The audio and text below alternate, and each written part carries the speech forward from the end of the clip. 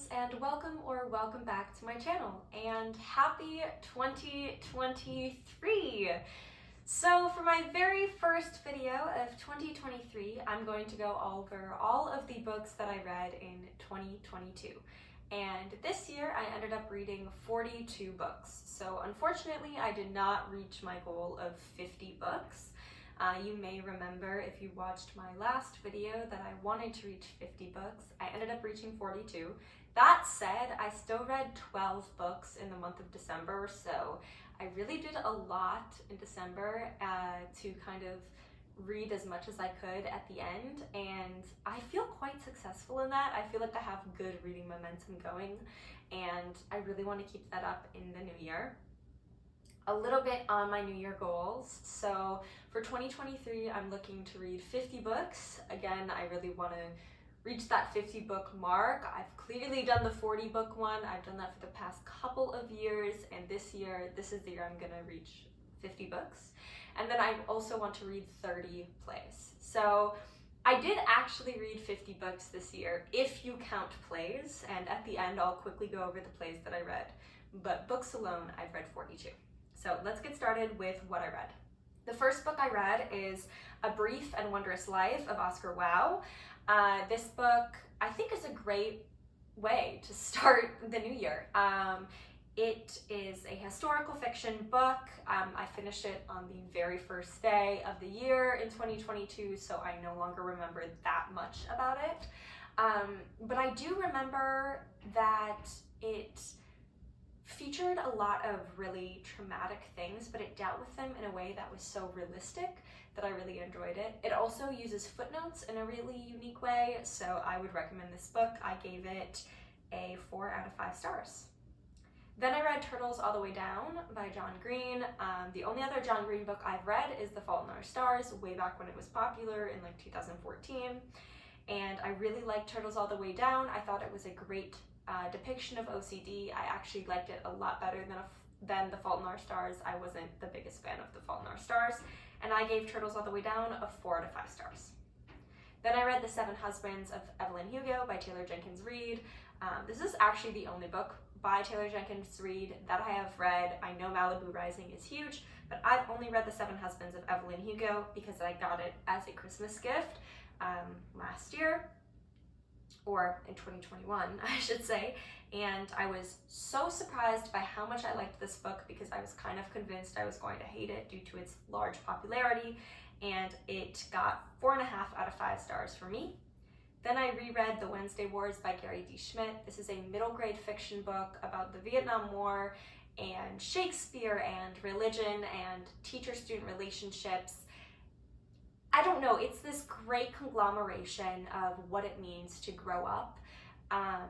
And yes, it's set in the Vietnam War, so it is like historical fiction in that way, but it feels so current and relevant. I fell in love with this book when I was 11, and I periodically read it again because it's just a beautiful, beautiful book. 5 out of 5 stars. I never give out 5 out of 5 stars, but I gave that one 5 out of 5. Then I read The Picture of Dorian Gray by Oscar Wilde.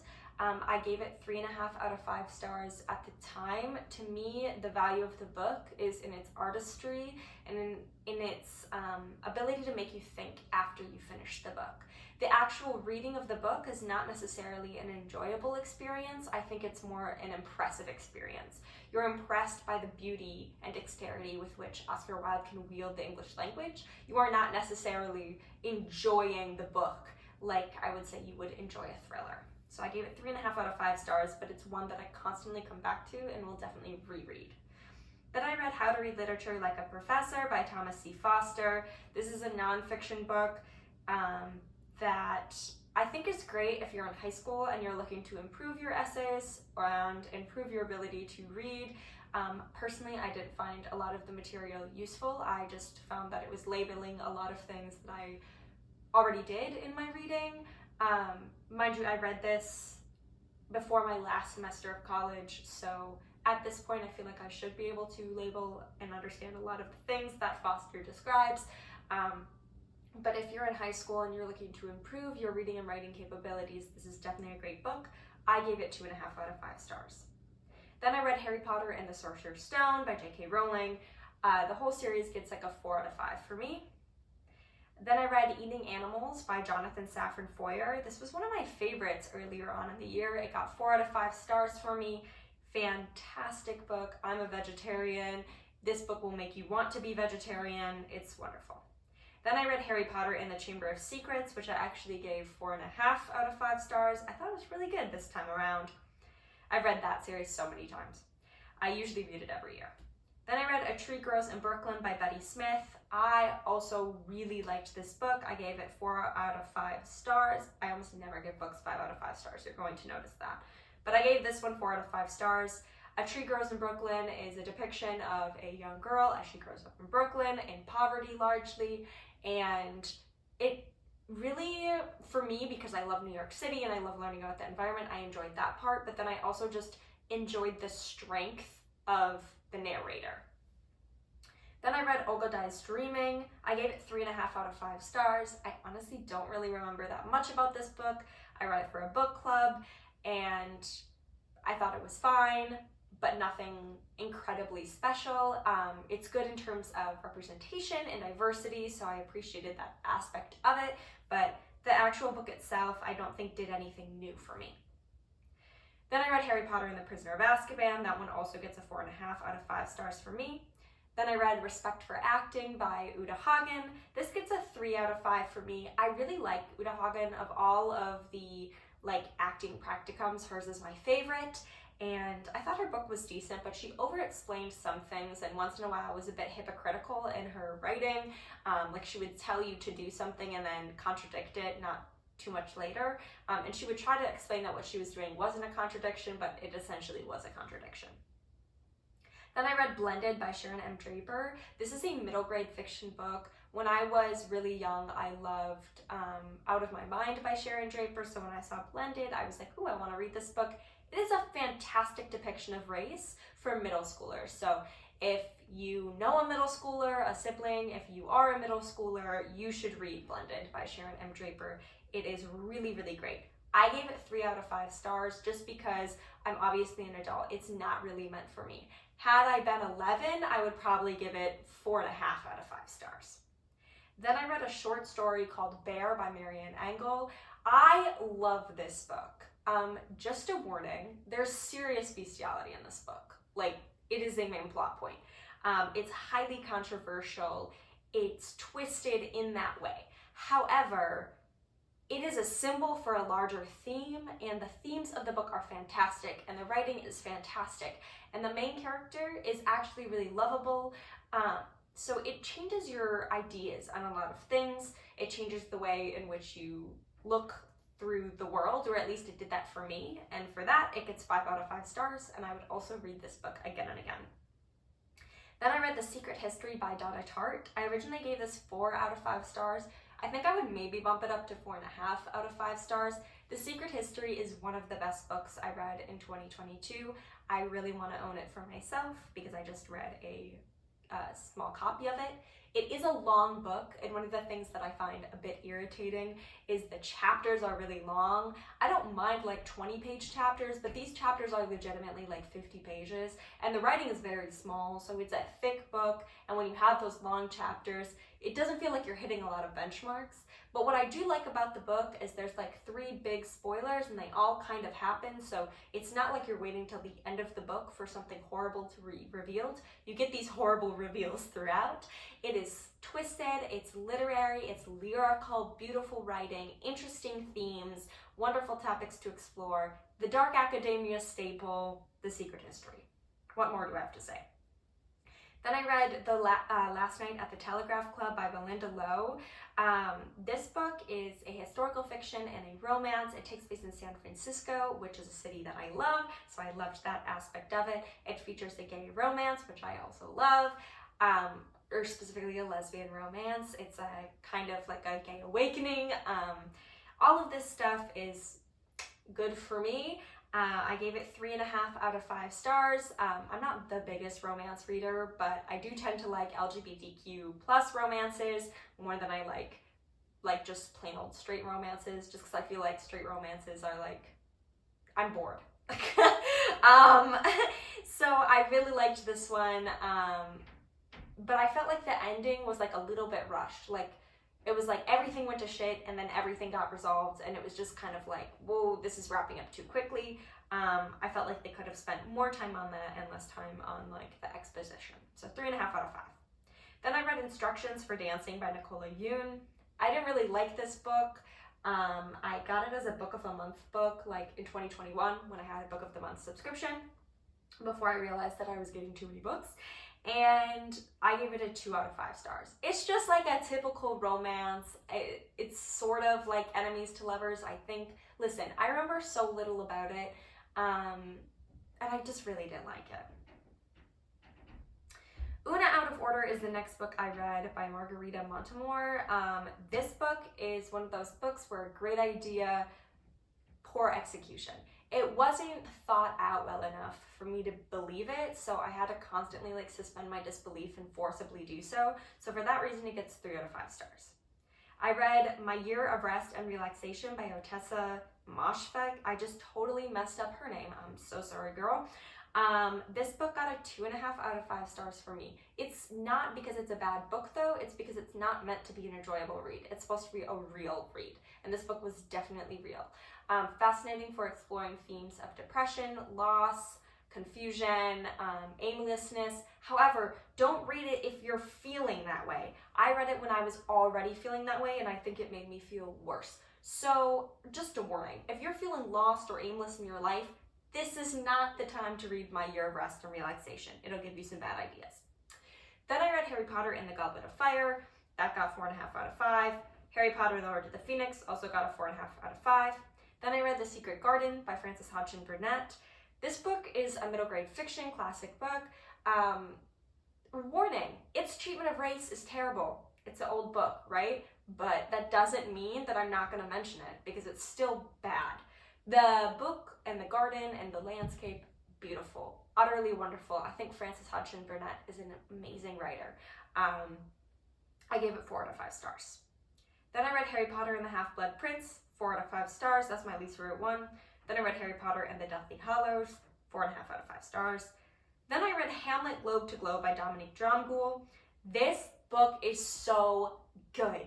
Whether you like Shakespeare or not, you can still enjoy this book. It's written amazingly. It is about the Globe Theatre's tour of Hamlet to 150 different countries. Absolutely fantastic. Wonderful exploration of the play, wonderful exploration of what it takes to put on a production, wonderful storytelling. It's a mix of all of these great things. I loved it, 4.5 out of 5 stars. Then I read I'm Glad My Mom Died by Jennette McCurdy. I read it in one night, got 4 out of 5 stars for me. Really like that book. I then read Mrs. Dalloway by Virginia Woolf for the second time. The first time I read it, I hated it. I was not ready for it. I was definitely ready for it this time around. It is one of my favorite books that I read this year, and it's now one of my favorite books of all time. I gave it 4.5 out of 5 stars. I then read The Mysterious Benedict Society by Trenton Lee Stewart. Now this is a middle grade fiction, and I believe there's also a like Disney Plus thing for it. Show, that's the word I was looking for. I thought the book was fantastic. I was amazed by how many themes that are so relevant to today. Like you wouldn't think it was published in, I think, like 2006. So many relevant themes to right now, our time period right now. Explorations of the power of technology, cybersecurity, government control, all this sort of stuff blended in a book that easily discusses includes diverse characters. So I think a lot of times when books include diverse characters, it suddenly becomes a plot point. It just isn't done with ease. Trenton Lee Stewart does it with ease, which is wonderful. I would want, I don't want children, but if I ever had children, I would want them to read this book. It is fantasy, but it feels so real. I loved the world. I'm an adult, and I gave it 4.5 out of 5 stars. I would legitimately read it again. I know it's a whole series. Honestly, I feel like I could be good with the first book and just be done. I'm afraid that if I read the rest, it's gonna ruin it for me, but maybe I'll read more. I really enjoyed it. Yeah, 4.5 out of 5. Then I read The Hunting Party by Lucy Foley. This was another book club book. I gave it 3 out of 5 stars.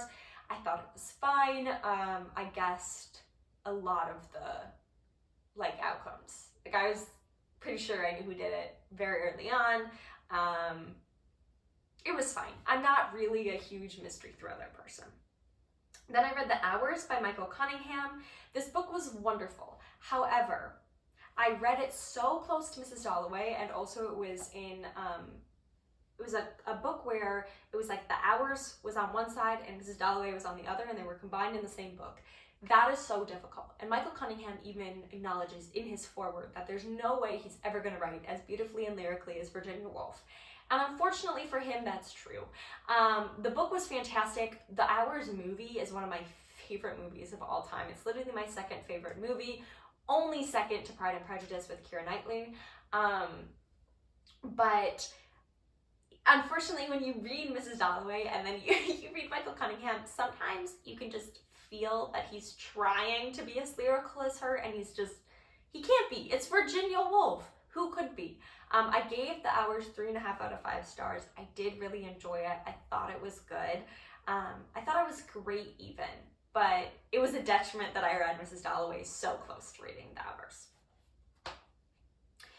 Then I read One Day in December by Josie Silver. One Day in December was fine. I gave it 3 out of 5 stars. It was just annoying because I got halfway through the book and you know the characters are going to end up together. And you're like, okay, can we get over these obstacles? Like, we know they're going to end up together. Just let them get together. The book is so long. It could have been 300 pages instead of 450. Because for 150 pages, you're just waiting for them to get together. And it just got annoying. I got annoyed with it. Then I read Iona Iverson's Rules for Commuting by Claire Pooley. I gave this book 3 out of 5 stars. It was another one where it was kind of like, I felt like the idea was better than the execution. Honestly, I felt like it was a fantastic idea for a book, and there were lots of heartwarming, wonderful parts of the book, and overall I did enjoy it. However, I will say, I feel like if Friedrich Bagman would have took the idea and wrote the book, it would have been a 5 out of 5 stars. Like, it kind of felt like a book that Friedrich Bagman should have written. He's one of my favorite authors, so there's that. Then I read Better Than the Movies by Lynn Painter, which I was so disappointed by. Okay, I love Haley Pham as a booktuber. I think she's fantastic. However, I learned in this book that we have extremely different book tastes, so even though I will watch every single one of her book videos, I probably won't follow her recommendations, because what she likes in a romance and what I like in a romance are totally different, and it doesn't help that I'm not really a big romance person to begin with. I gave Better Than the Movies 2.5 out of 5 stars. I just found it really predictable and obnoxious, and I was over it. Then I read One Year in December by Amy E. Reichert, not to be confused with One Day in December. Okay, for some reason, I was convinced that this book was called 1 Year in December when it's literally called Once Upon a December. I don't know how I didn't pick up on that, so just ignore it, please. Thank you. And I was impressed with 1 Year in December. I gave it 3.5 out of 5 stars, which for a romance, for me, that's impressive. It has this fantasy element to it that is actually really fun, and it takes place in Milwaukee, which is super rare. No books take place in Milwaukee. Nothing takes place in Milwaukee besides Bridesmaids, and you always forget that takes place in Milwaukee. So I really enjoyed that. Then I read Such a Fun Age by Kylie Reed. This book got 4 out of 5 stars for me. It's a wonderful discussion of race relations in the United States, and is done so in a way that is expertly crafted. So I think everyone should read Such a Fun Age.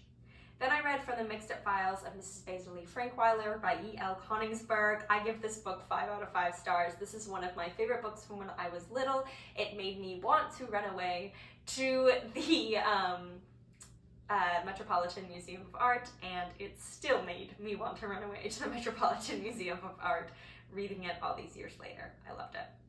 Then I read I Kiss Shara Wheeler by Casey McQuiston. This book is super fun. It's Casey's young adult fiction. I prefer their adult romance just because I'm an adult, but I thought this book was great. I really liked the mystery element of it. I thought it was so interesting how Shara, or Shara, however you pronounce it, I loved how she was initially depicted as a villain, and then as the book progresses, the main character realizes that people are not black and white, that there's lots of gray in people, and that they simply have experiences that can be understood. And I liked seeing that narrator's thought progression. I thought it was a book that showed a lot of growth in more ways than just romance. Then I read The Magician's Nephew by C.S. Lewis and The Lion, the Witch, and the Wardrobe by C.S. Lewis. I'm trying to read that whole series. Both of these got 3 out of 5 for me. They're magical, they're charming. I enjoy them, but they're kids' books. There's not a bunch of like deep revelations that I'm getting out of these books.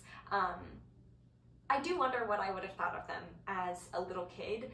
I never got around to them. I always thought I was going to pick them up when I was little, and I just never did.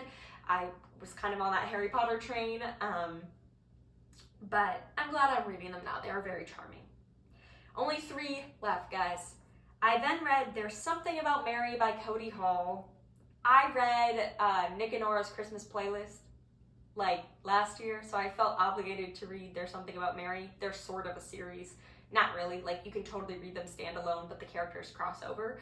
I gave Nick and Nora's 2 out of 5. I also gave this 2 out of 5. It's like just a romance that like they fight over the stupidest thing, and then they're like, oh my gosh, our relationship's broken. And I'm like, how is it broken over this like literally stupid ass fight? It makes no sense.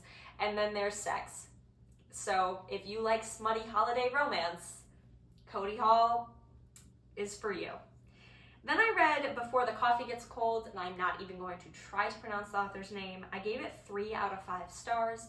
I thought this was really interesting. It was heartwarming, but it just, to me, it lacked something. And I think it lacked lyrical writing. The writing was very much like, this happened, this happened, this happened, this happened. And so it was like, it was interesting, but I don't think that it really stuck with me in that way. And then I read 43 books, but I actually missed one. I've read 44. Okay. Oh my goodness, guys. I thought I read 42. I've actually read 44. So I read Loveless by Alice Osman, which I thought was my last book, but I just remembered I actually read one more. So I read Loveless by Alice Osman, which is a young adult romance book about a girl who's coming to terms with her asexuality and aromantic feelings. And I thought it was wonderful. It's a beautiful story of friendship. At the beginning, I felt like it focused way too much on asexuality. I was like, is this going to be the only plot of the book? Because if it's just a book about that, then it feels more of like a definition of what asexuality is. Like, it doesn't feel as much of like a literary fiction or romance. It just kind of feels confusing to me. Like I was like, is this book more prescriptive or is it an actual journey? And then as the book goes on, you see that it is a journey and it is beautiful and it is a romance, but it's the love of friends. I gave it 4 out of 5. And then the book that I forgot to put down in my Notion that I just remembered that I did read is Dear Juliet, which is a conglomeration of letters that people have written to the character of Juliet, as well as some of the responses back from Juliet's secretaries who volunteer to write letters back to everyone who writes to Juliet. And I thought it was so charming. I really enjoyed reading it, and I actually used it as the introduction for an essay that I wrote. Finally, if that's not enough book talk for you, not to be confused with book talk on TikTok, that was terrible. I'm gonna go over the 13 plays that I read in 2022. So all of these are Shakespeare plays. I love them all. I literally love Shakespeare. So I will go through all of them and then I'll tell you guys my favorites. So I read The Tempest, Macbeth, A Midsummer Night's Dream, A Merchant in Venice, Henry V, Julius Caesar, Hamlet, Othello, Twelfth Night, Taming of the Shrew, King Lear, All's Well That Ends Well, and Romeo and Juliet. And my favorites were Macbeth, Othello, and Henry V. Okay, so I hope you guys enjoyed this video. I know that was a lot of talk all about books, and plays and all of that nonsense, but I hope it gave you some good recommendations for the new year, and I so look forward to all of the reading I'm going to do in January and throughout the rest of 2023. So thank you guys so much for watching, and I'll see you in the next one. Bye everyone! Don't forget to strive to inspire.